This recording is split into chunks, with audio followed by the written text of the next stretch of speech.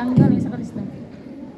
Para sa bagong kasal karon, kung pagmamon April 23. Para sa kanila, wala istorya kundi yung congratulations, good luck, and God bless. Thank you.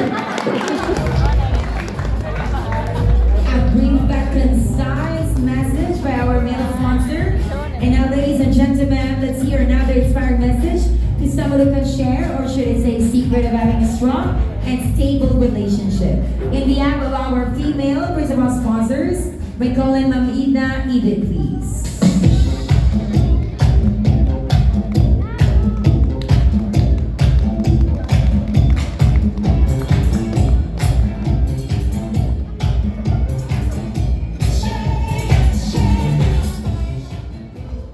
Magandang gabi sa inyong lahat.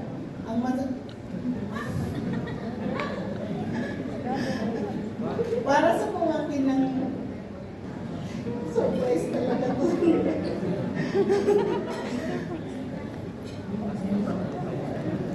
Para sa bagong kasal ang masasabi ko lang, good luck and congratulations. Para sa pamangkin ng asawa, masasabi ko, kailangan tayong mga babae, tibayan natin ang loob natin. Kasi lalo na kung matagal lang tayo nagkikita at sa malayo yung mag-asawa, lagi yung matibay, para matibay ang yung pagsasama yun. Thank you.